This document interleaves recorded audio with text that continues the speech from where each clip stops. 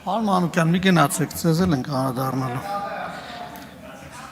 Այսօր դատարան գնաց։ Հանդիմությունը գնում է դատարան։ Այսօր ChatGPT մի հարց եմ տվել, ասել եմ, թե ինչպես օրինակ կազմաքանդել պետությունները ներսի եւ դրսի ազդեցությամբ։ Ու ինձ նկարագրել է, թե ինչպես են կազմաքանդում պետությունները ներսի, իհարկե սկզբում ասաց, տենց բաներով մենք չենք զբաղվում, ասացի իսկ գիտական բանը հիմքը կարող եք ասել, ինքը տենց սկսեց նկարագրել, բարձմա զբաղվում, ավագի ճիշտ պետք է հարցը տաս։ Որտեվ շատերը կաների, որ ասում ես, ինչ ես անում, ասում ես, տենց բաներով չեմ զբաղվում, բայց գիտականորեն ապացուցվում է, որ զբաղվում է։ Պետության ինքնիշխանության, ինքնուրույնության թուլացման հիմնական ներքին եւ արտաքին մեխանիզմները։ Կարծում եմ, իրավական համակարգի թուլացում, կոռումպացված կամ կախված դատական համակարգ, ինքնիշխանության հիմնական երաշխավոր հանդիսացող սահմանադրության շրջանցում։ Հիմա ես ինչ որ ասում եմ, ես համոզված եմ մեր ժողովրդին հետևում է եւ իր մտքում վերարտադրում է այն ինչ որ տեղի է ունեցել հեղափոխությունից առաջ եւ ովքեր են դրանով զբաղվել, ինչպես են զբաղվել, ինչպիսի ինստիտուցիոնալ համակարգեր են ներդրված եղել։ Ինքնիշխանության հիմնական երաշխավոր հանդիսացող սահմանադրության շրջանցումը տեղի ունեցել ընտրակեղծարարության միջոցով, մարտի 1-ին բանակի ներգրավվածության միջոցով, կարկառուն ներկայացուցիչն էլ այստեղ նստած արինում մեկ-մեկ հարց ենք տալիս, ասում է, չէ, ես գենշտաբի պետը, չէ, ես առաջի տեղակալն եմ, երկրորդ, երրորդ բան, բայց ինքն է փաստացի ուղերձը հղել, որ 4-5 հոգով չհավաքվենք հանգարց, թե չէ բանակը միջամտի։ Արդարության եւ ինստիտուցիոնալ վստահության կորուստ։ Քաղաքացիների վստահության անկում պետական ինստիտուտների նկատմամբ։ Ընտրական գործընթացի մանիպուլյացիա, կողմնակալություն կամ արտաքին աջակցությամբ ձևավորված քաղաքական ուժեր։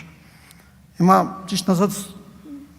Դաշնակցության գործընկերներին ուզում եմ ասել, ձեր ֆինանսական եկամուտները բացահայտված են, դուք ներսից եք ֆինանսավորվում, դրսից եք ֆինանսավորվում։ Հուսամ ինչ որ կերպ դա հրապարակվի, տեսնենք այդ ֆինանսական մուտքերը որտեղից են։ Արդյոք արտաքին աջակցությամբ ձևավորված միջոցներ են, թե ներքին աջակցությամբ ձևավորված։ Ներքին բևեռացում, ատելության քարոզ, պետության հիմքերի հանդեպ։ Ներքին եւ արտաքին անվտանգություն, ուրեմն ներքին անվտանգություն, գործակալական ցանցեր, ներթափանցված պետական ապարատում, ԶԼՄ-ներում, գիտական ոլորտներում։ Արտաքին ուժերի աջակցությամբ գործող հասարակական կազմակերպություններ, որպես քաղաքական ազդեցության գործիք, կրոնական կառույցների օգտագործում հանրային միասնությունը խաթարելու համար։ Հիմա տեսեք, այս երեքի մեջ բոլոր իրար հետ վերցրած, մենք նոյեմբերի 9-ից հետո, որ մի հատ թեթև անալիզ ենք անում, տեսնում ենք, որ մեկ էլ գիտական ինչ-որ կառույց էլ վարչապետի հրաժարական է պահանջում։ Դա ինչի է նման, եթե ոչ ինչ-որ գործակալական ցանցի ազդեցության։ Եկեք կրոնական ամենաբարձր մակարդակով, պարզվում է, որ ոչ լեգիտիմ իր դիրքը զբաղեցնող մարդը, ասենք, վարչապետի հրաժարական է պահանջում։ Էլ չեմ խոսում ուժային կառույցների որոշ ներկայացուցիչների կողմից։ Արտաքին միջամտություն, սահմանային խոցելիություն, անմիջական ռազմական սպառնալիք, կիբերգրոհներ, տեղեկատվական պատերազմներ, դիվանագիտական մեկուսացում, ռազմավարական դաշնակիցների կորուստ։ Հիմա այս երեքը իրար հետ զուգակցվում է ռազմական ագրեսիայով դրսից Ադրբեջանի կողմից, տարբեր տեսակի ռազմավարական դաշնակիցների կորուստ այն պահին, երբ որ անհրաժեշտ են այդ ռազմավարական դաշնակիցները, տարբեր տեսակի տեղեկատվական պատերազմներ, հիբրիդային պատերազմներ, ինչ որ հաղորդումների պետական հեռուստատեսություններում հաղորդումների ընթացքում հնչող տարբեր տեսակի ապատեղեկատվություն։ Հաջորդ կետը՝ տնտեսական կախվածություն եւ խոցելիություն։ Հիմնական ոլորտներ՝ էներգետիկայի, կապի, ռազմավարական գործարանների գտնվելը օտար կառավարման ներքո։ Հիմա նայեք ինչա տեղի ունեցել էս նոր Գեգամ Մանուկյանն ասում էր հայ-ռուս գազարդ։ Կարծես չգիտի, որ էլ հայ-ռուս գազարդ չի։ Իրանց թեթև ձեռքով արդեն միայն ռուս գազարդ է։ Հիմա էներգետիկա, ռուս գազ, հեծ, օտարերկրյա ըստ էության կապիտալի բանի տակ։ Ռազմավարական գործարանները ով է հանձնել Ռոբերտ Քոչարյանը, որի որդին այստեղ կարկառուն հայհոյախոսի պիտակով չի գալիս էլ նստի, որ չտնանք, որ հայհոյախոսներ կան դահլիճում։ Հա։ Հաջորդը գործակալական ներթափանցում պետական համակարգում, քաղաքական որոշումների թելադրում դրսից, մասնավոր անձանց, հիմնադրամների կամ հասարակական կազմակերպությունների միջոցով։ Հիմա այս մասնավոր անձը, ով որ երեք հայտարարություն է տարածել, այս մարդը Ռուսաստանի անձնագիր ունի, բայց ասում են նաև ունի Հայաստանի անձնագիր։ Հիմա տեսեք, ուրեմն Ռուսաստանում չկա երկքաղաքացիություն։ Եթե ինքը սկզբում Հայաստանի քաղաքացի է եղել, ապա ինքը գրավոր պետք է հրաժարվեր ըստ ռուսական օրենքների, եթե ես չեմ սխալվում, այտենց գիտեմ։ Հրաժարվեր Հայաստանի քաղաքացիությունից, գրեր։ Գնար ներկայանար այդ համապատասխան մարմինը, որ իրան տային ռուսական անձնագիր։ Իսկ եթե սկզբում ռուսական անձնագիր է ունեցել, ինքը պետք է գնար հանձներ այդ անձնագիրը, հետո գար ստանար հայկական անձնագիր։ Հիմա ինքը Հայաստանի քաղաքացի է, թե Ռուսաստանի քաղաքացի, որտեղ երկուսը մեկում չի լինում։ Հիմա մասնավոր անձանց միջոցով քաղաքական որոշումների թելադրում դրսից։ Եթե օրինակ մի հատ երկրի ղեկավար իր ռազմավարական գործարանները տալիս է մեկ ուրիշ երկրի, այդպես համարյա նվեր է տալիս, էլի, գույք պարտքի դիմացով։ Հիմա այս մարդը քաղաքական որոշումների թելադրում է դրսից, թե իր ազգային շահերից։ Ես կարծում եմ, որ ուղիղ տիպիկ բանը նկարագրությունն է, թե դրսից ոնց կարելի է երկրի ղեկավարին ստիպել, որ ինքը իրանց շահերից բան կամ չստիպել, կարող է ընդհանրապես իր շահերից չի գործում։ Կրոնական կառույցների միջոցով ներգործություն, օտար կրոնական կառույցների ֆինանսավորում, ազգային ինքնության դեմ քարոզ տարածելու համար, կրոնական համայնքների միջոցով համայնքային ինքնավարությունների ձևավորում, պետությունից անջատ գաղափարախոսությամբ։ Հիմա ինձ մեկը թող ասի, օրինակ, մենք ասում ենք, որ իրական Հայաստան, պետություն, պետական քաղաքականությունն է,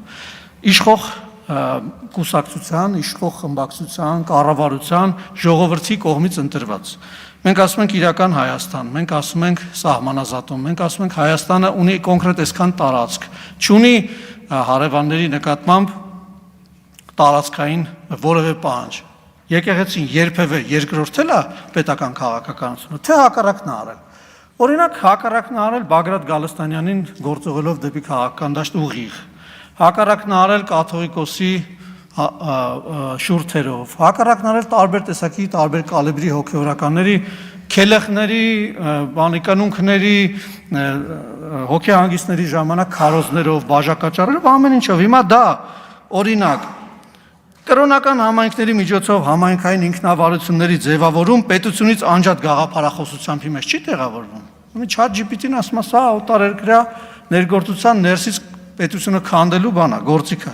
Սփյուռքի կառույցների քաղաքական միջամտություն, Սփյուռքի կառույցների օգտագործում հայրենիքում ներ քաղաքական օրակարգեր ձևավորելու նպատակով այնտեղ մի հատ Սայյուզ Արմյան Ռասիայի բանը թոթովախոս ոչ հայերեն, ոչ ռուսերեն չտիրապետող մեկը կա, ասենք ինչ-որ հայտարարություններ է տարածում, անհասկանալի, ինչ-որ պահի ֆիլոսոֆիությամբ էր զբաղվում, ֆինանսական աջակցություն քաղաքական պայքարի կողմերին, դրսի շահերի պաշտպանությամբ։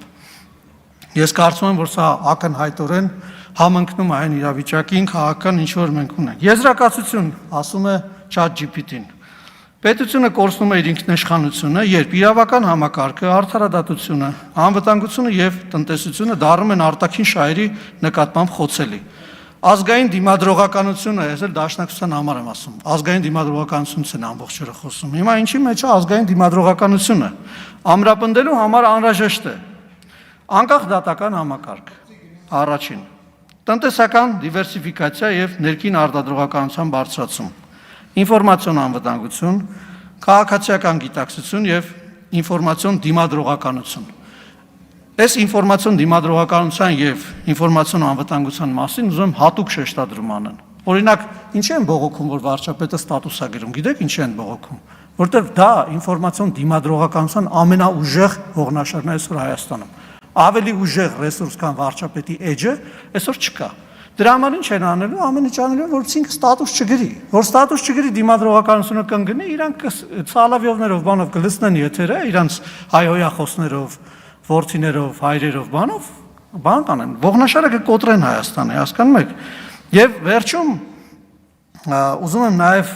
անկախ դատական համակարգի տնտեսական դիվերսիֆիկացիայի ներքին արտադրողականության բարձրացման մասով ասել, որ քանի որ մենք այսօր բյուջետային հայտն ենք քննարկում, մեր պետական բյուջեն կառուցված է ամեն ինչը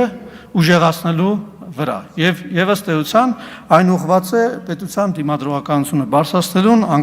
անկախությունը եւ անվտանգությունը բարձրացնելուն։ Վերջում էլ ChatGPT-ն ասում է, ուզում եք այս ամեն ինչը PowerPoint-ով սարքեմ, որ կարողանաք պրեզենտացիա անեք, ասացի ոչ, շնորհակալություն ուշադրության համար։